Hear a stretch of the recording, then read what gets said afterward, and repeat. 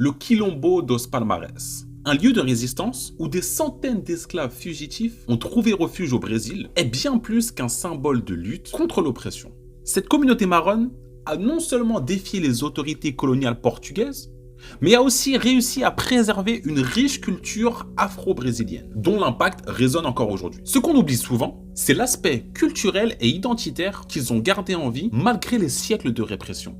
Aujourd'hui la team, découvrons ensemble cette résistance marronne et le trésor culturel qu'elle a préservé. Le Quilombo dos Palmares, fondé au XVIIe siècle, était un refuge pour des milliers d'esclaves en fuite, mais c'était aussi un centre culturel vibrant. Les Marrons, donc ces esclaves fugitifs, ont créé une société indépendante et au cœur de cette communauté, une culture unique a pris racine. On parle souvent de leur lutte militaire contre les forces coloniales portugaises, mais ce combat s'est aussi joué dans la préservation de leurs traditions africaines. Les Marrons ont conservé leur langue, leurs croyances et leurs rituels, comme les pratiques spirituelles afro-brésiliennes qui se sont transformées au fil du temps en cultes comme le candomblé. La musique, les danses, les chants issus de leurs ancêtres africains ont été essentiels pour maintenir leur unité ainsi que leur identité. Leurs rythmes et leurs instruments, tels que le tambour, sont devenus des symboles de résistance, une façon de garder vivantes leurs racines africaines face à la brutalité de la colonisation. À Palmares, on peut dire que la diversité était une force.